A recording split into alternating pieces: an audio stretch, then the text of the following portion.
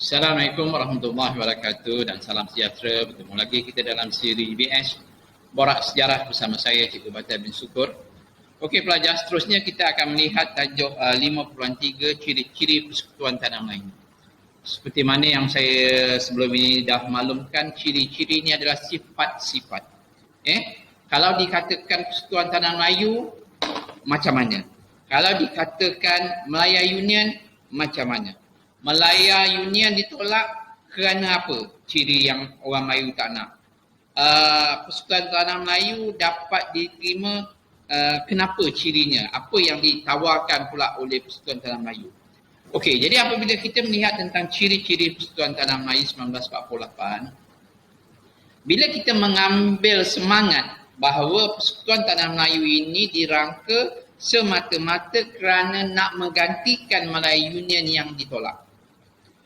Oleh itu, pendapat atau sebab-sebab kenapa Malaya Union ditolak itu menjadi fokus utama kepada pembinaan Persekutuan Tanah Melayu 1948 yang dirangka oleh Jawatan Kuasa Kerja. Ada 3 isu utama kenapa orang Melayu dan raja-raja Melayu menolak Malaya Union. Pertama, kuasa raja.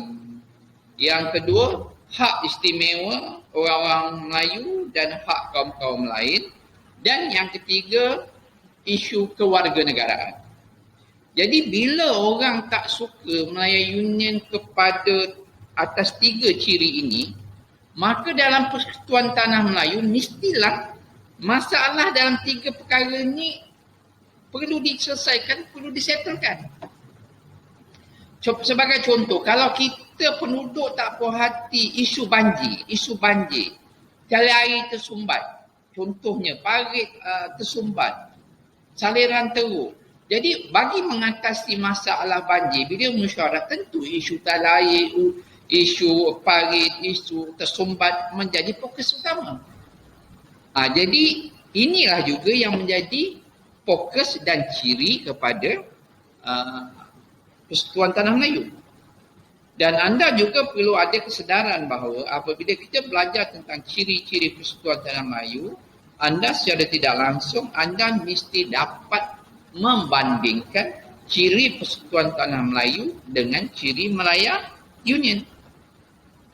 Kalau awak tak boleh nak banding, jadi awak tak nampaklah apa perubahannya. Kenapa orang Melayu menolak Malaya Union?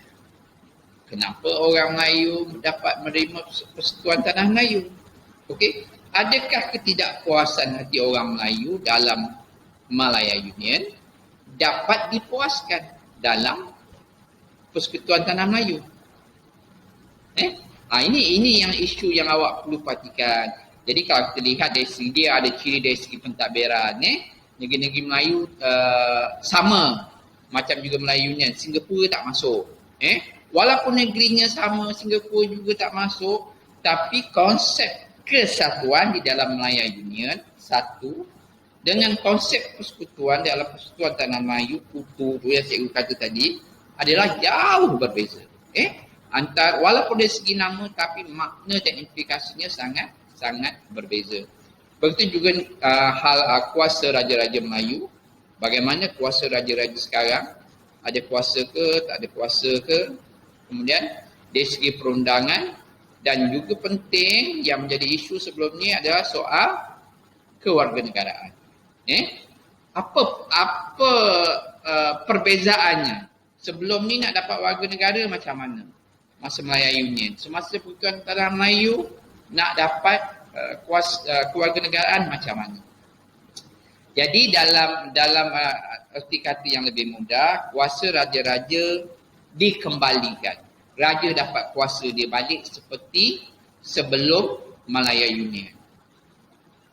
Hak orang Melayu, kalau dulu sebelum ni sama rata dalam Malaya Union, tapi hak orang Melayu telah terbela. Orang Melayu ada hak-hak istimewa, tapi hak kaum lain tidak dinafikan.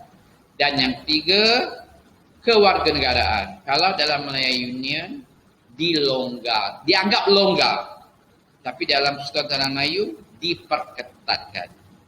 Itulah, so telitilah.